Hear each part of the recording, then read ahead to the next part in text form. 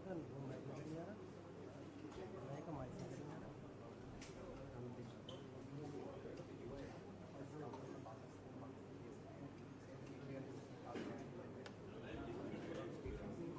don't comment on your income. We don't comment on that. No, we don't recognize that.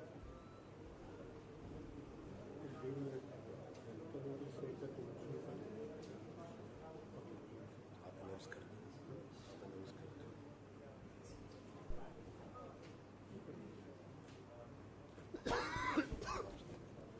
नमस्कार दोस्तों, आप सबका स्वागत है।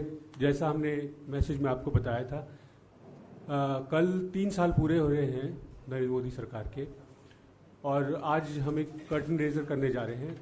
आदरणीय आनंद शर्मा जी करेंगे। उसके पहले एक ऑडियो विजुअल बना है, एवी बना है, करीब 1.5 मिनट की फिल्म है। हम वो दिखाएंगे, उसके बाद फिर प्रेस कॉन्फ्रेंस शुरू करेंगे।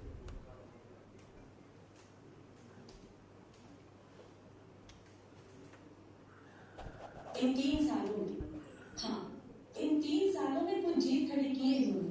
अर्थव्यवस्था, रोजगार, खेत खलिहान, कारखाने, इन सब की बात की बुनियाद पर हराकर युवाओं की उम्मीदों, किसानों से वीरों की जिंदगी को, हराकर महिलाओं और दलितों की सुरक्षा के भाव को कुछ जीत खड़ी की है। इन 3 सालों में रौंद कर देश के भाईचारे और सद्भाव को, बांट कर देश को रंगों, भाषा और जात के नाम पर जीत खड़ी की है इन्होंने। इतिहास की गौरव भरी उपलब्धियों, भविष्य की असीम संभावनाओं को हराकर कुछ जीत खड़ी की है इन्होंने। चुनिंदा चढ़े हुए अभिनय से भरे हुए भाषणों से, झूठ के प्रचुर प्रचार से कुछ जीत खड़ी की है। 3 साल की उपलब्धियों में अपने दल की जीत और देश की हर मोर्चे पर हार तय की है। हाँ, ऐसे जीत खड़ी की है उन्होंने।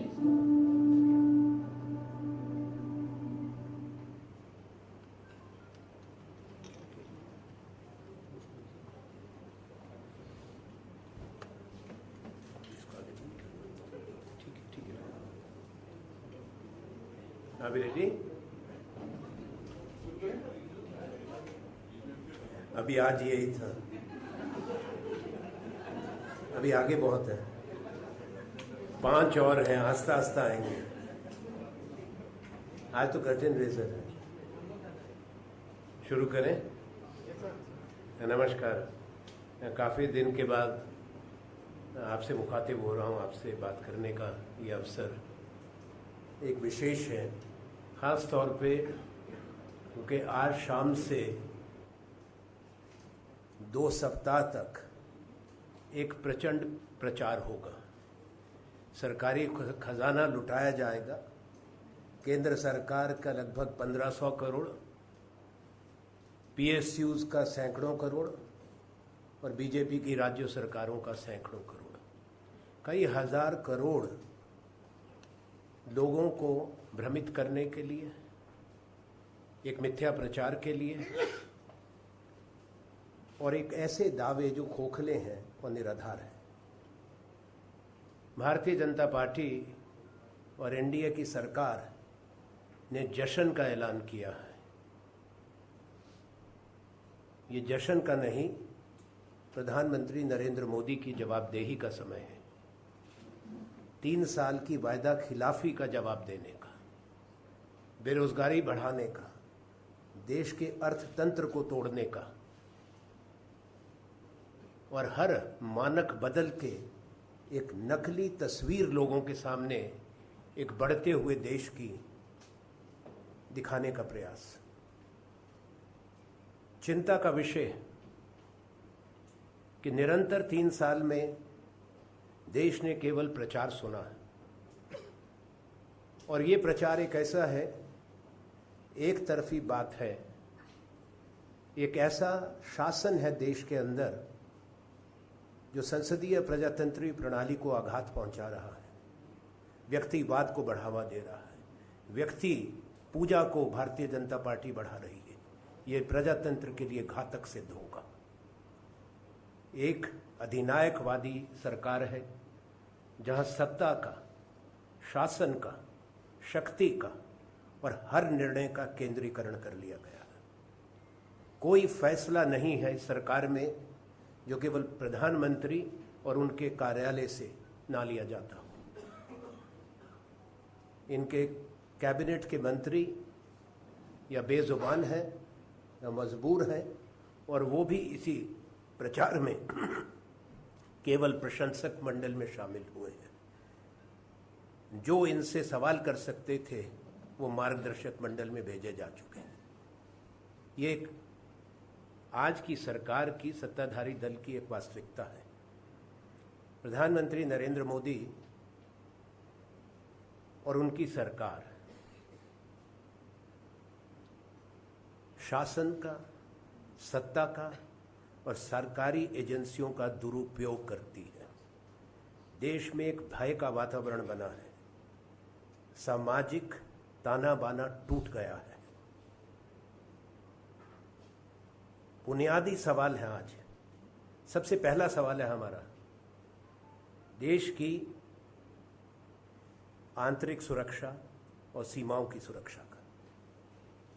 इस सरकार की नीति विफल रही है देश की सुरक्षा को मजबूत करने की। 538 जवान मरे हैं भारत की सेना के, 200 से ऊपर कश्मीर में मरे हैं 2 बरस में। सेना के बड़े अधिकारी मारे जा रहे हैं, सीमा पार से निरंतर हमले हो रहे हैं, और सरकार की तरफ से हर कुछ महीने के बाद एक वीडियो जारी करके लोगों को गुमराह किया जा रहा है, लोगों का ध्यान बटाया जा रहा है। एक युद्ध का उन्माद पिछले कुछ दिनों से पैदा किया जा रहा है भारत और पाकिस्तान के बीच में, ताकि जो सवाल करने चाहिए वो सवाल ना किए जाएं और पूरा ध्यान इस युद्ध के उन्माद में चला जाए। हम सरकार को चेताना चाहते हैं कि वो कोई गैर जिम्मेवाराना बात करने से पहले पूरे देश को, जो आज तक इन्होंने कभी विश्वास में नहीं लिया, विश्वास में ले। इस सरकार की कश्मीर की नीति विफल रही है। कश्मीर के, जम्मू कश्मीर के अंदर जो आज हालात हैं वो आज़ादी के बाद कभी इतने खराब हालात नहीं हुए। पाकिस्तान के बारे में नरेंद्र मोदी जी की नीति या कूटनीति धाराशायी हुई है। प्रधानमंत्री ने एक बार भी विनम्रता से खेद नहीं व्यक्त किया कि उन्होंने बड़ी भूल की थी। वही प्रधानमंत्री, वही बीजेपी, जब पाकिस्तान के उस समय के प्रधानमंत्री अजमेर शरीफ जा रहे थे और भारत के विदेश मंत्री ने जयपुर में उनको खाना दिया था, तो वो एक चुनाव का मुद्दा बनाया था। उसको बिरयानी डिप्लोमेसी कहा था। फिर तो खुद ही खाना चले गए रायविंड में। 25 दिसंबर को 2015, आज तक देश को नहीं पता कि क्या बात हुई।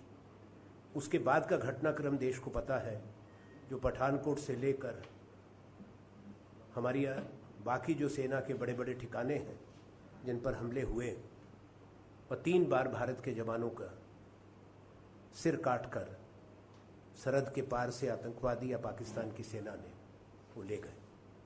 देश को अपमानित बार बार होना पड़ा। पर सबसे बड़ा अपमान उस दिन हुआ था जब ये बिना कूटनीति समझे लाहौर उतर गए थे। एक छोटे से छोटे देश का भी प्रधानमंत्री अगर हमारे देश में आते हैं या किसी दूसरे देश में जाते हैं तो तैयारी के साथ जाते हैं, उनका स्वागत होता है, उनको सलामी मिलती है। हिंदुस्तान का प्रधानमंत्री लाहौर में उतरे तो वहाँ की थल सेना, वायु सेना, नौसेना के मुखियाओं ने कोई सलाम हिंदुस्तान के प्रधानमंत्री को नहीं दिया। पर अगर सवाल इनसे किया जाए तो वो जो सवाल करता है या जो आलोचना करता है वो राष्ट्र विरोधी हो जाता है। राष्ट्र भक्ति नरेंद्र मोदी जी की, इनके चाटुकार मंत्रियों की, भारतीय जनता पार्टी की और इनके पैतृ संगठन की धरोहर नहीं है। राष्ट्रभक्ति हर भारतवासी के बीच में है और उसका ये सर्टिफिकेट देना भारत के लोगों को बंद करें तो बेहतर होगा। As I had said about internal security, we have serious concerns. This government is embarking on a propaganda blitz, publicity blitz, and that has been the hallmark of Narendra Modi's government. Distraction, propaganda, falsification of facts, intolerance, insulting political opponents, insulting all predecessors, questioning the wisdom of the people. Hundreds of crores of money they are taking out of the treasury just to build a personality cult around one person. The BJP has called it a Modi fest. I don't see the poor of India, the unemployed youth of India, the farmers of India, and the vulnerable minorities in a festive mood. And what is this festival all about? In a democracy, the governments are held to account for their performance or non-performance. These 3 years are 3 years of false claims, of betrayal, of hopes, and the promises that Prime Minister Narendra Modi and BJP had made 3 years ago. I'll give you facts on economy. I'll give you facts on internal security, which will expose the falsity of what the BJP and the government propaganda will be all about for the next 2 weeks. India is more vulnerable. Our security is under grave threat. We have lost more soldiers, more officers of the armed forces in the last 3 years. We have not, unlike them, politicized issues. But we have been telling Prime Minister Narendra Modi that he should have a very clear roadmap of engaging with the neighborhood, especially Pakistan. His Pakistan policy has been a diplomatic disaster, to say the least. He has no roadmap. Diplomacy requires gravitas and a sound comprehension. For Prime Minister Narendra Modi, it's a photo opportunity. And that's what he has believed in, and that's exactly what he did when he landed at Lahore, and he became the first Prime Minister of a great nation who was not given a guard of honor, not saluted by the 3 service chiefs when he landed there. But he's unapologetic. The reason is very clear, because he is carried away by the propaganda of his party, his government machinery, and the ministers, most of whom are rubber stamps and have nothing much to do except to sing paeans of praise for a non-performing Prime Minister who is used to making boastful claims on every issue.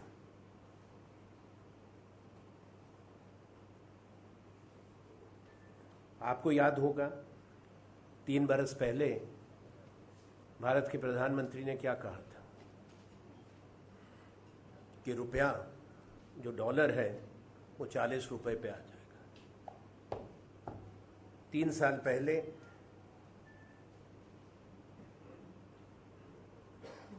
₹59.39 में 1 dollar मिलता था। इनके शासनकाल में 68 तक पहुंच गया था और पिछले कल लगभग 65 रुपए पे था। तो अभी 25 रुपए का फर्क है। पेट्रोल जो अंतर्राष्ट्रीय मूल्य था मई 2014 में अंतर्राष्ट्रीय बाजार में वो 106.85 डॉलर पर barrel, $105.85 per barrel was the price of crude in the international market and the retail price of petrol in Delhi was 71 rupees. The average price of crude imports under the BJP NDA government has been $43, but going by yesterday's prices, it is $53 per barrel. That is exactly the half of what it was in May 2014. But what is the retail price? It is 65 rupees 32 paisa per litre in nation's capital. There are many big cities in India where the petrol price per litre is 72 rupees, 73 rupees. And much hyped GST does not include petroleum, does not include alcohol. I have talked about that. Similarly, the diesel price, it's an interesting story. With the same price of crude in the international market, the diesel price 3 years ago was 55 rupees 49 paisa per litre in nation's capital, that's Delhi. Today, it is 54 rupees 90 paisa. Is it wrong on our part to ask him the question? Any layman will understand only a student who continuously fails in mathematics will not understand the numbers which I have given.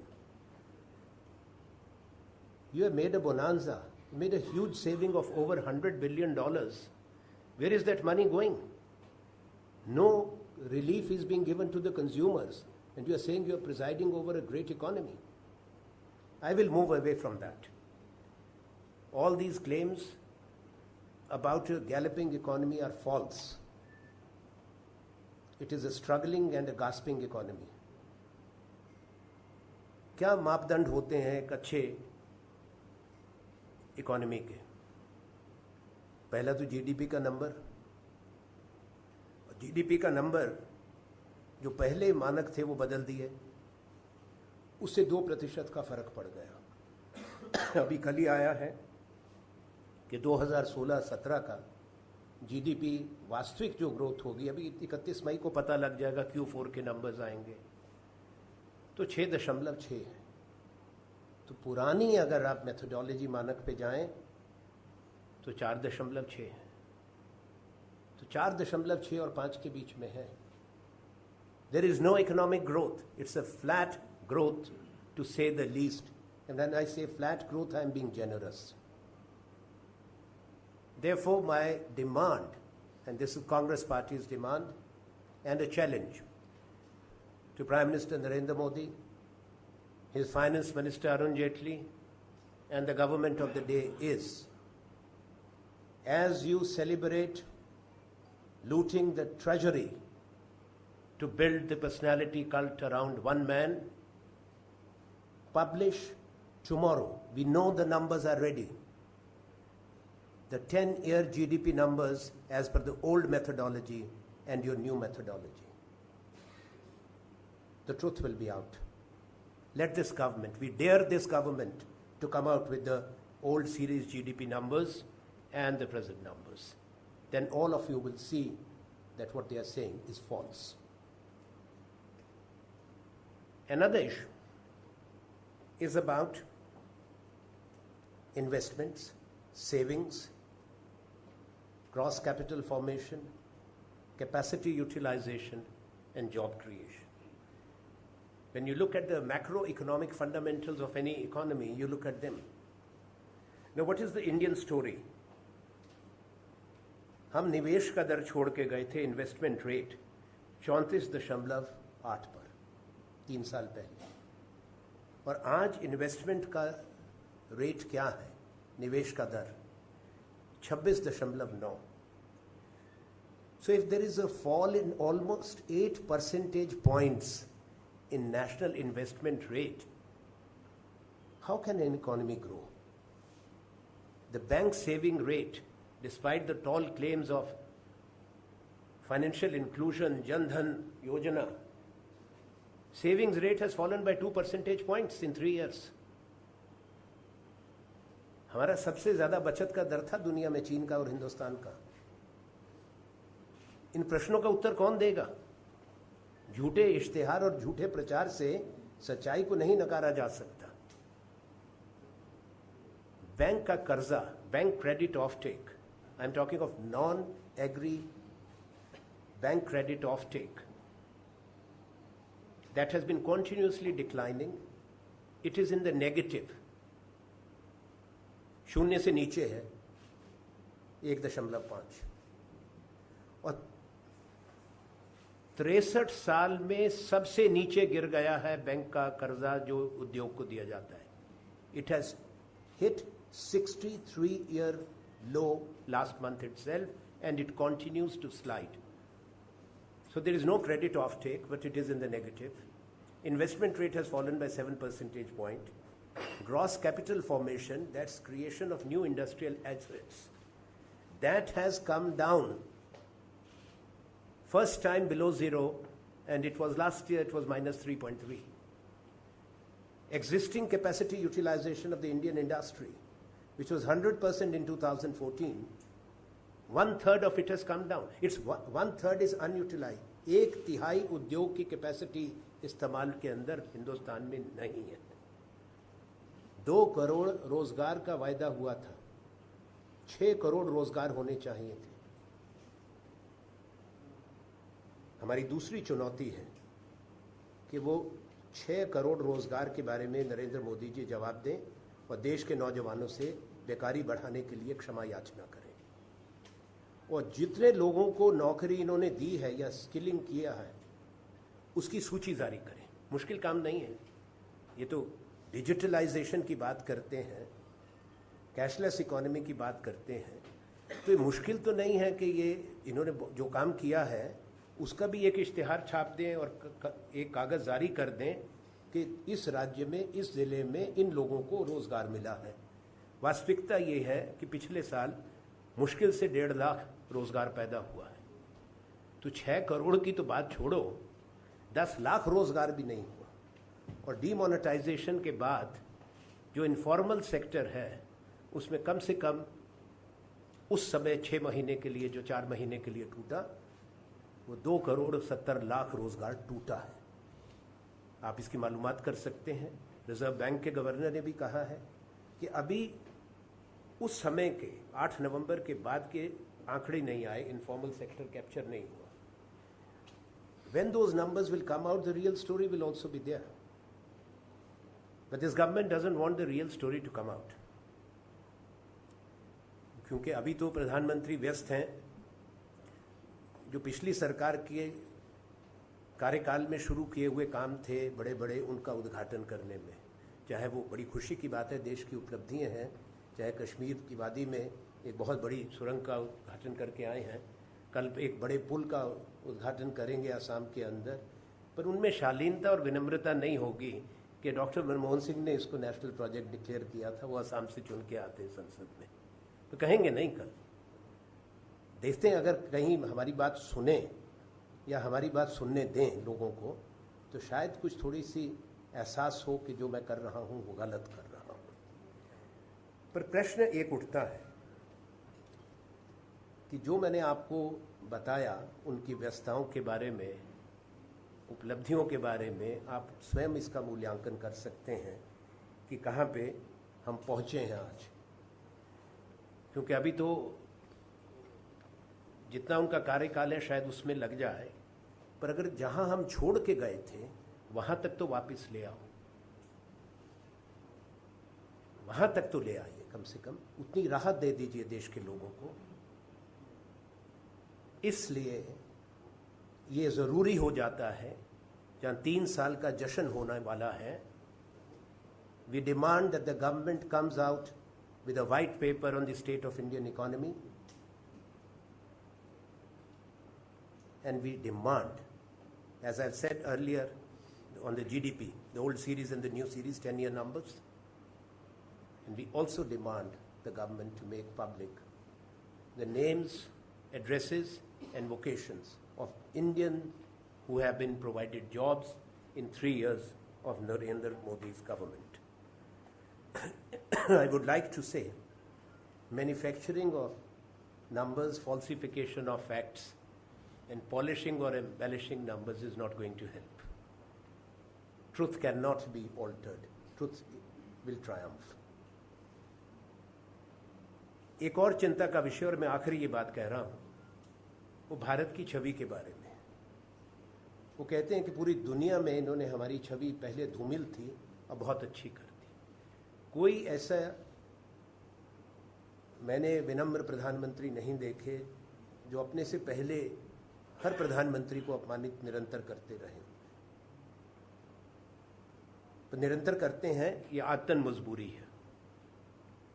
पर क्या है भारत की छवि आज? मैंने सुरक्षा के बारे में बता दिया। दुनिया के लोग प्रचार से प्रभावित नहीं होते, तथ्य बोलते हैं आप कहां खड़े हैं। पर उसके साथ 21वीं सदी के दूसरे दशक में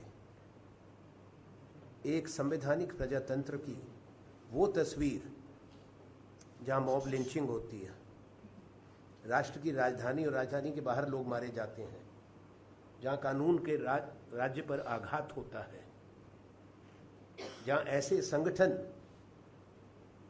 पनप रहे हैं जो अपने आप को कानून के दायरे से बाहर मानते हैं। दुनिया के सामने तस्वीरें पहलू खान की भी हैं और झारखंड की लिंचिंग की भी हैं। दुनिया के सामने तस्वीरें एंटी रोमियो स्क्वाड्स की हैं, विजिलेंटेस की हैं। ये तस्वीरें 21वीं सदी के हिंदुस्तान के लिए, जहां पे बाहुल्य युवा पीढ़ी का है, एक अच्छी तस्वीर नहीं। एक ऐसा हिंदुस्तान बनाने का प्रयास हो रहा है जो हमारे बुनियादी उसूलों के खिलाफ है।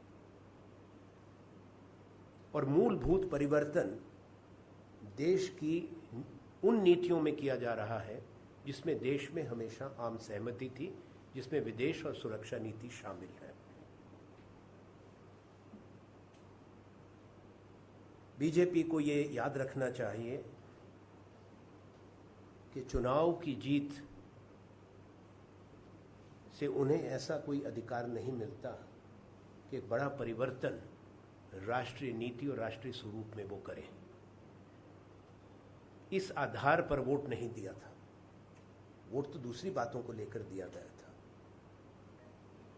पर उसके साथ एक बात है कि 31% वोट इनको मिला था और ये जीत कर आए, इनको बहुमत मिला 2014 में। 65% भारत के नागरिकों ने मतदान किया था। तो वास्तविक रूप में 22% से कम भारतवासियों का समर्थन इनको है। ये एक वास्तविकता है। इसलिए ये अधिकार हिंदुस्तान ने नहीं दिया कि आप मूलभूत परिवर्तन कर दें और भारत को एक मेजॉरिटेरियन डेमोक्रेसी की तरफ ले जाए। ये mandate, this mandate has never been given by the people of India to the BJP or Shri Narendra Modi and his government. That's why these are fundamental questions that we are asking. Since he is never tired of making tall claims, and also about he is the first one who got recognition for India. You all know about it, so I don't have to tell you, but just to remind about Mr. I, me, myself, the Prime Minister of India. That is what he is all about. पर वो थकते नहीं ये बात कहने से, और उनके सारे चाटुकार भी नहीं थकते ये कहने में कि पहली बार भारत, हर चीज़ के साथ पहली बार ज़रूर लगता है। उनको हम कह रहे हैं आखिरी बार, अब थोड़ा सच बोलना शुरू करो और जवाब दो जो हमने प्रश्न किए हैं। धन्यवाद। आपके प्रश्न होंगे मैं उत्तर दूँ।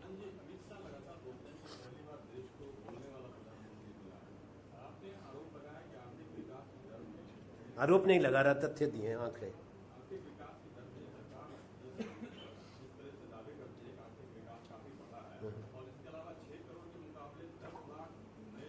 दस भी नहीं होंगे वैसे। नहीं, मैं वो नहीं कह रहा हूं। जहां तक अमित शाह जी है, देखिए, ना तो अमित शाह और ना नरेंद्र मोदी गणित के विद्वान हैं, ना अर्थशास्त्री हैं। बड़े सम्मान के साथ कहूंगा, दोनों को समझ नहीं है। अब अमित शाह तो वही कहेंगे जिससे नरेंद्र मोदी जी का कद दुगना दिखे, और मोदी जी वो कहेंगे जिससे अमित शाह जी कमजोर ना दिखें। तो ये बात है, उसमें हमको कोई आपत्ति नहीं है, उनकी पार्टी के अध्यक्ष हैं। पर मुझे एक बात कहना है कि जहां तक वास्तविकता की बात है, विकास की बात है, मैंने आपको आंकड़े दिए हैं, इसीलिए हमने वाइट पेपर डिमांड किया है, श्वेत पत्र की मांग की है 3 चीज़ों पर। वो सरकार जारी कर दे तो अमित शाह जी को भी ज्ञान वृद्धि हो जाएगी और बाकी शंकाओं का निवारण हो जाएगा, और ये भी स्पष्ट हो जाएगा कि कौन सच बोल रहे हैं, कौन गलत बात कह रहे हैं।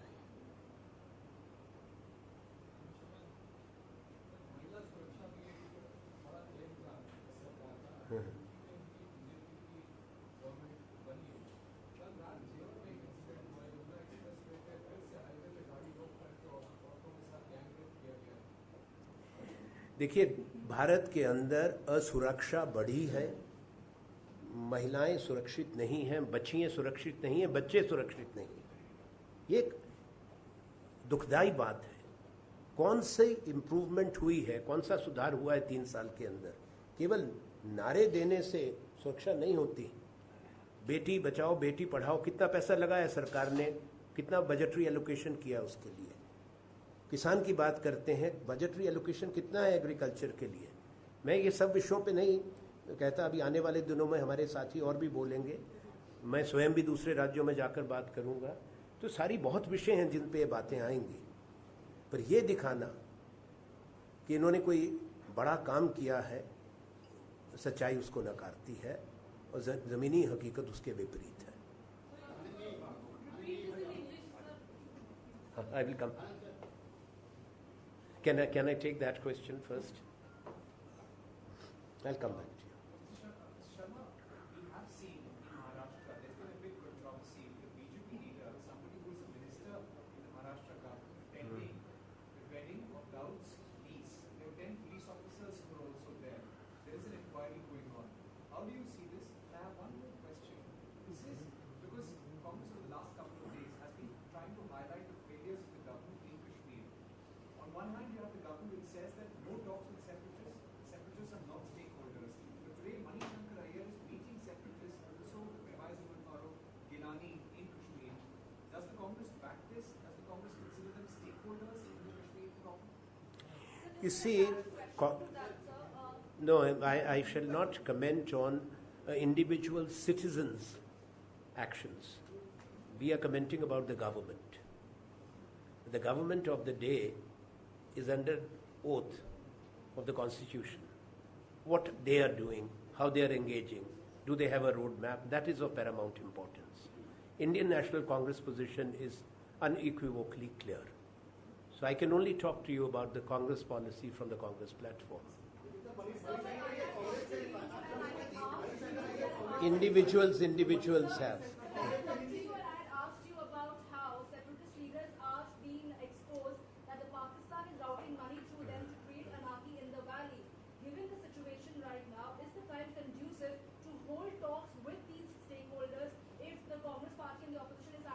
We have never recognized those who are unelectable and unrepresentative.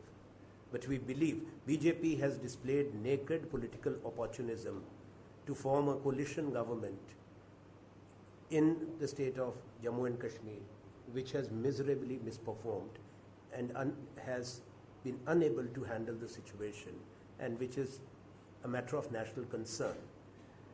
We have been saying repeatedly that if the Prime Minister has a plan or a roadmap, he should at least in camera sit with the principal leaders of the opposition, because there are issues of national security and India's territorial integrity on which there cannot be two opinions. Whether it's 3-year celebration or 5-year celebration, we are not concerned. When it comes to these issues, India speaks in one voice. We are very clear about the country. I think there are enough leaders of the BJP also who have gone there. So please don't be selective in this question. Well, you have leaders in the very senior leaders of the BJP whose family and their family members are ministers in Narendra Modi's government who are meeting them, and the Prime Minister is silent. So let the Prime Minister also talk. He is the Prime Minister of India.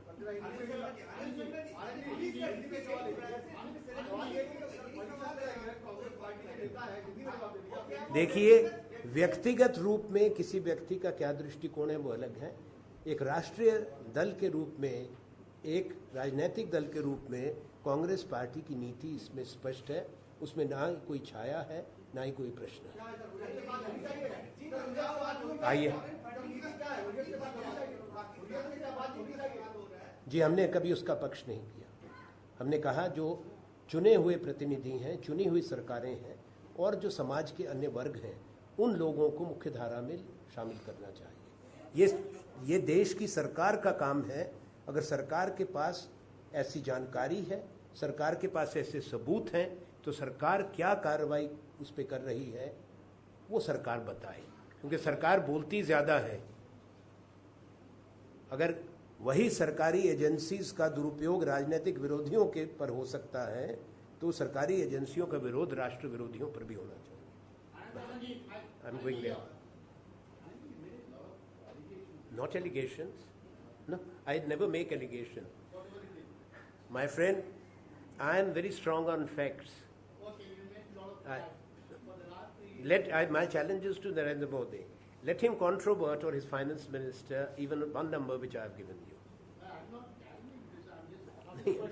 Ask the question.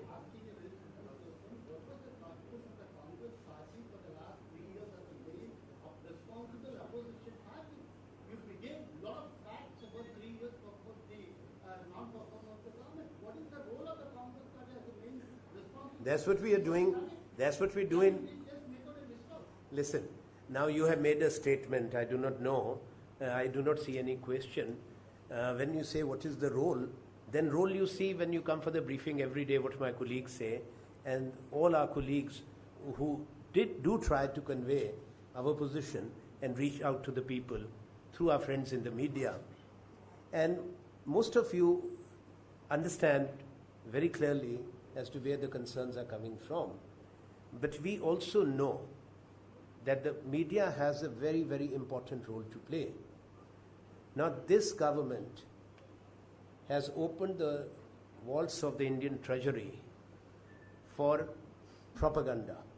There is not even a day that there is no propaganda. I was actually thinking yesterday, because in my parliament office there is a calendar, the official calendar, where all the 12 months have only one picture, and there is a collage right in the beginning. You would have seen that calendar. Said, what if somebody were to propose to the Prime Minister that now we should have a weekly calendar? There will be 52 photographs of one person. So these are fundamental issues.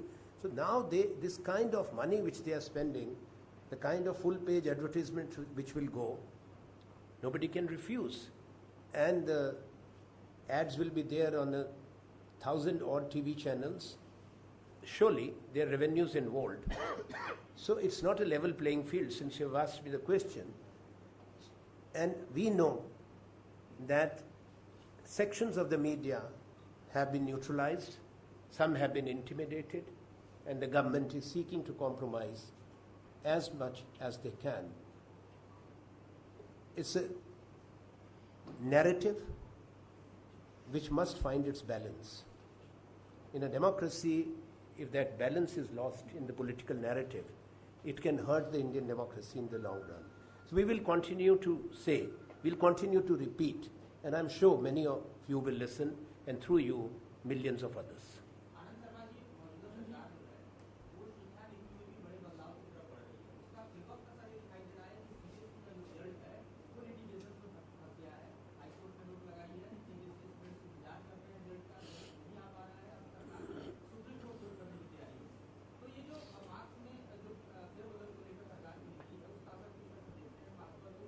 देखिए, छात्र तो प्रभावित हो रहे हैं।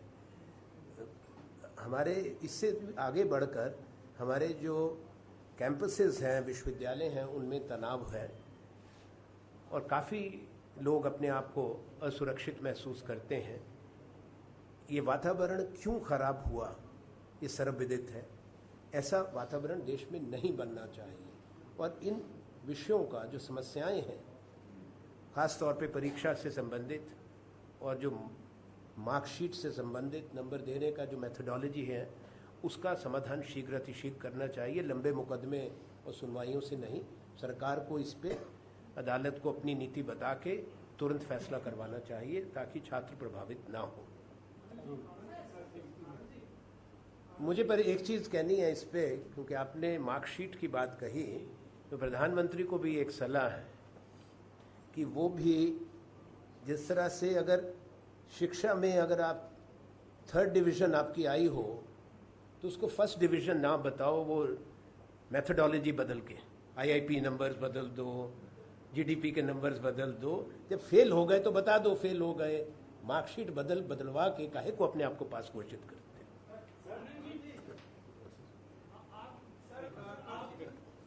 कल राष्ट्रपति चुनाव को लेकर के एक बैठक अपोजिशन की 1 बजे बुलाई गई, उसमें आपकी पार्टी में क्या है एकता के लिए एक कंसेंसस कैंडिडेट चुना है, लेकिन नीतीश कुमार उस बैठक में नहीं आ रहे और लेफ्ट के आने के भी कोई इम्कान नहीं है, कोई स्वीकारोक्ति उन्होंने दी है। तो क्या रणनीति आपकी पार्टी की है, क्या आपको लगता है कंसेंसस बनाएंगे आप? पहली बात, बैठक के बारे में, बैठक कल है तो बैठक की बात बैठक के बाद होती है, बैठक से पहले नहीं। ना ही रणनीति का खुलासा यहाँ होता है, दोनों बातें कल बताएंगे। भारतीय मजदूर संघ जो कि राजद का संगठन है, उसने कहा है कि केंद्र सरकार विफल रही है, GDP के नया मॉडल पेश करके जनता को गुमराह कर रही है, मजदूरों के लिए काम नहीं कर रही है। तो संघ का संगठन भारतीय मजदूर संघ ये कह रहा है, ये नहीं कहा कि नीति आयोग जो है वो कुनीति आयोग है। बिल्कुल, देखिए रोजगार के बारे में, इकोनॉमी के बारे में हर सुलझे हुए दिमाग की एक ही राय होगी, हालात खराब है। So the government has to give a honest answer, and that's why I have said so, that where are the jobs, where is the growth, where is the investment, where is the manufacturing. These are the questions which we are asking. अब हमारी बात नहीं सुनते तो अपने लोगों की तो बात सुन लें, उन्हीं को जवाब दे दें, उसको हम भी पढ़ लेंगे। और हमारे जो मांग है आज की, उस पर इनकी क्या प्रतिक्रिया है, इसका भी हम इंतज़ार करेंगे। सर, डिजिटल इंडिया जो मुहिम है, सर, आप क्या मानते हैं कितना सफल हुआ? क्योंकि सरकार का दावा है कि डिजिटल इंडिया और डिमोनेटाइजेशन से 5 लाख करोड़ का गवर्नमेंट को फायदा हुआ। हाँ, सरकार को फायदा हुआ, जनता को तो नहीं हुआ। आप लोगों का पैसा छीन लो और फिर भी आपके बैंक में जो पैसा जमा है कम हो गया, ये तो आंकड़े आ रहे हैं। And when it comes to the great performance, when it comes to demonetization, I have no hesitation to say that it was an act of state plunder and vandalization, depriving people of their own money, denying access to their own bank accounts. The informal sector of the economy has been hurt most, and tens of millions of jobs were lost, and that's why people had to run back to the villages, and the demand for Narega jobs, which is a constitutional obligation of the government, that demand went up. But I would like to ask a related question, since demonetization was referred to. From 1st of January 2017 and today is 25th of May, you're talking of digitalization. Are we so incompetent that we have not been able to count the currency notes which have come back to tell the country कि कितना पैसा वापस आ गया? 5 महीने लग गए, 6 महीने हो जाएंगे 4-5 दिन के बाद, तो 6 महीने में गिनती नहीं कर पाए। ये तो हकीकत है ना। और ना ही ये बता पा रहे कि इसमें नकली कितना था और काला धन कितना था। कोई जवाब आ रहा है? किसी को मिल रहा है ये जवाब?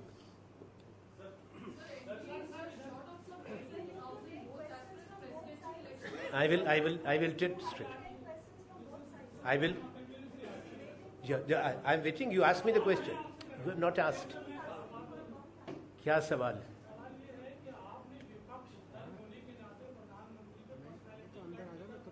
मैंने नहीं उंगली उठाई, उन्होंने कहा है मोदी फेस्ट। अच्छा, चलिए, वो इतिहास सबको मालूम है कि निजलिंगप्पा कहाँ गए थे और प्रधानमंत्री कहाँ गए। जी, मैं 2017 की बात कर रहा हूँ, और ये सरकार का ऑफिशियल कैंपेन कल से शुरू होगा, जिसका नाम मोदी फेस्ट है। बीजेपी ने कल घोषणा कर दी है। बहुत फर्क है दोनों में, उसको पढ़ लें।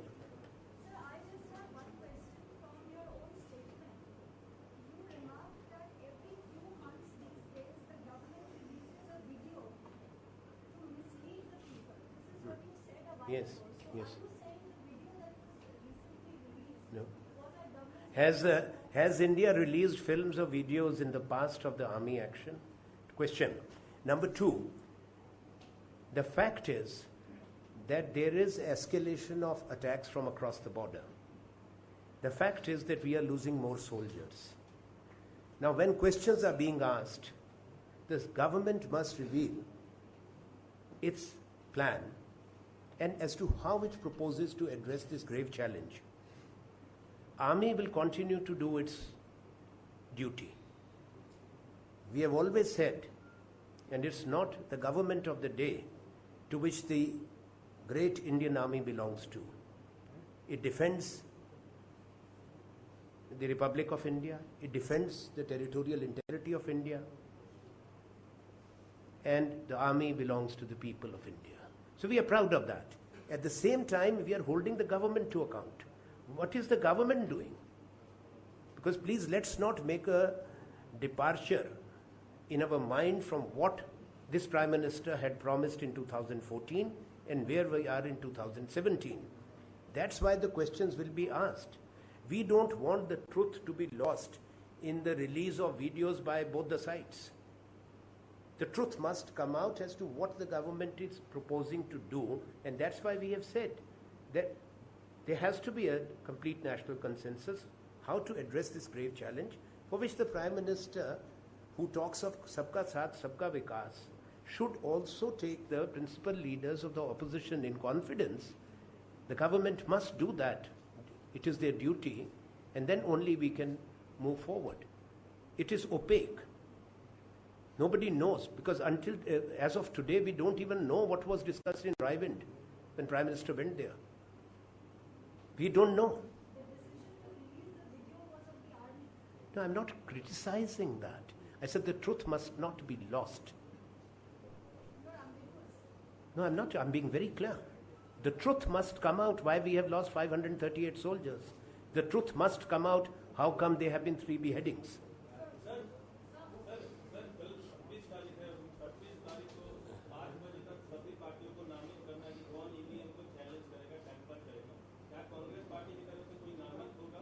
इसकी जानकारी हमारे मीडिया विभाग आपको देगा, मुझे मालूम नहीं है, कोई ना कोई जरूर जाएंगे, ये जानकारी दे देंगे.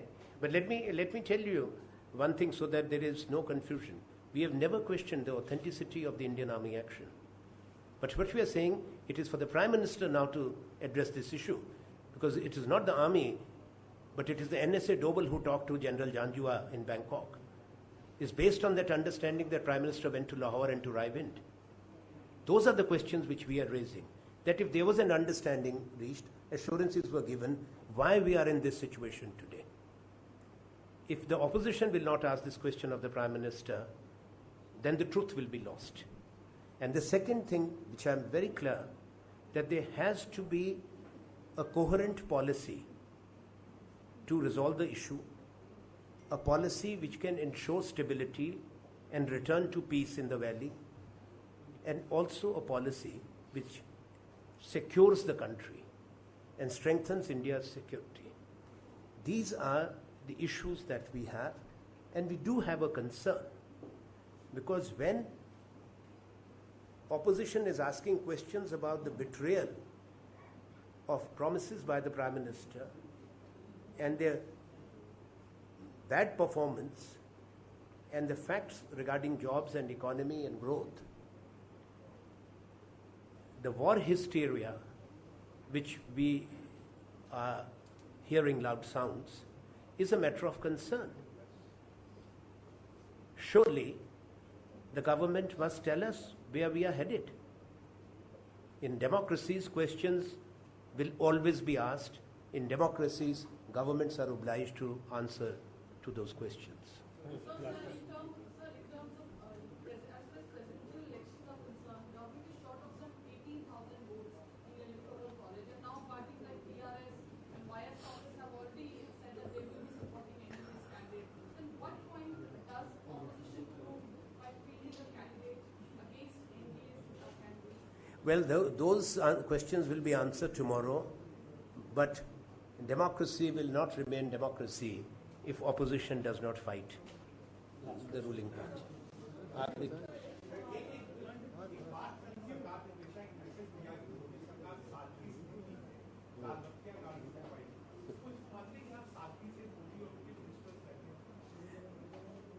देखिए, प्रधानमंत्री अच्छा कपड़ा पहनते हैं और अच्छी बात है, देश के प्रधानमंत्री हैं।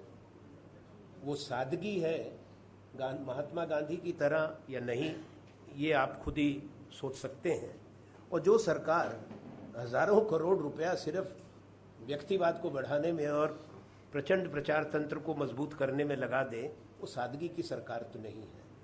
और आपको सादगी और देखनी है तो ये यहाँ दिल्ली में बीजेपी का कार्यालय बन रहा है और एक कार्यालय झंडेवाला में बन रहा है इनके मदर ऑर्गेनाइजेशन का।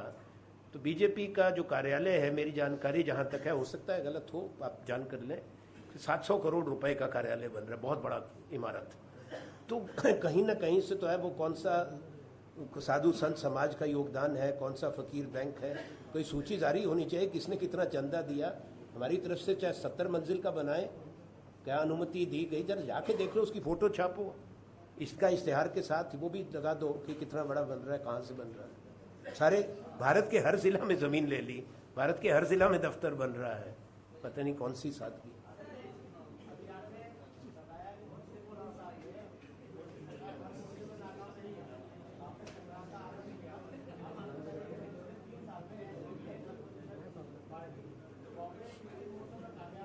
हाँ,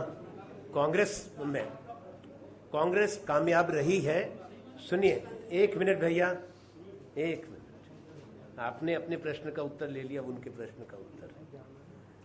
देखिए, हमारी सबसे बड़ी कामयाबी ये है कि हमने नरेंद्र मोदी जी और बीजेपी को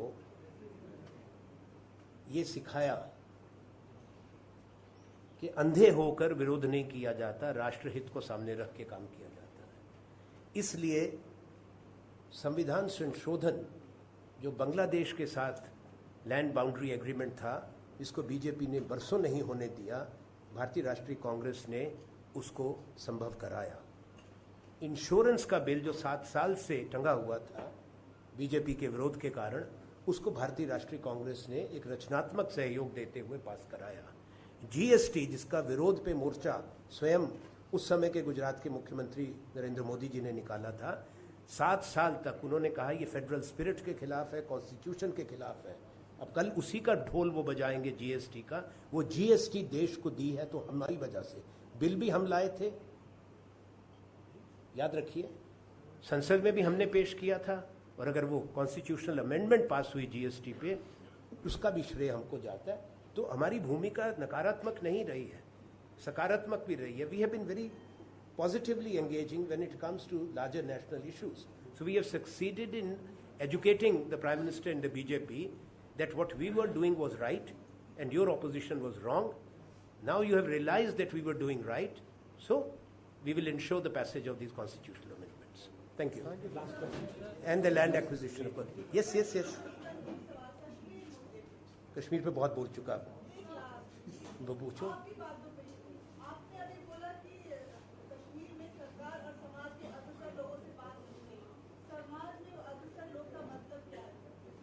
भारत कश्मीर के समाज में बहुत लोग हैं। देखिए, मैं शब्दों को ना लाइए, उस पर मैंने अपनी नीति स्पष्ट कर दी। अंग्रेजी के 2 शब्द मैंने इस्तेमाल किए कि अनइलेक्टेड एंड अनइलेक्टेबल, वो उत्तर मिल चुका।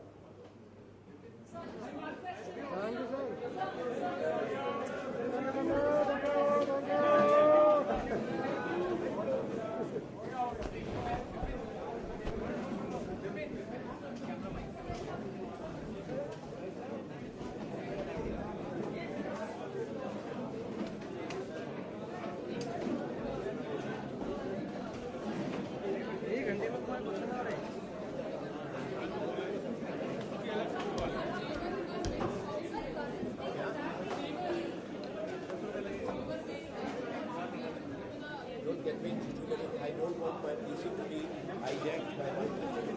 I have talked of 3 years. No, this is more important.